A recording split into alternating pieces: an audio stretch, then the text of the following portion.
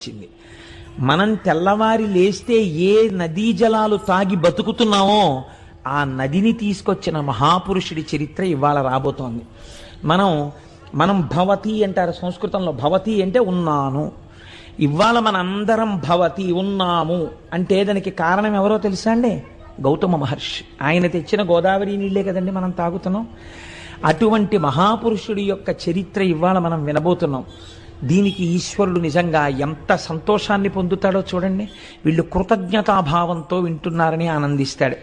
ఇప్పుడు మీరు ఆ కోణంలో నేను ఎందుకు ఈ విషయాన్ని మీకు విజ్ఞాపన చేశానంటే, ఇప్పుడు నేను చెప్పబోయేటటువంటి విశేషాన్ని మీరు ఆ కోణంలో పరిశీలన చేస్తే ఎందుకు ఈ మాట అన్నారు? లింగ ఆవిర్భావము కన్నా మహాత్ముని యొక్క జీవితమే గొప్పది ఒకలా చూస్తే అని అన్నారే. అలా ఎక్కడుంది ఇందులో అన్న విచారణ చేస్తూ మీరు వినే ప్రయత్నం చెయ్యండి. అది మీ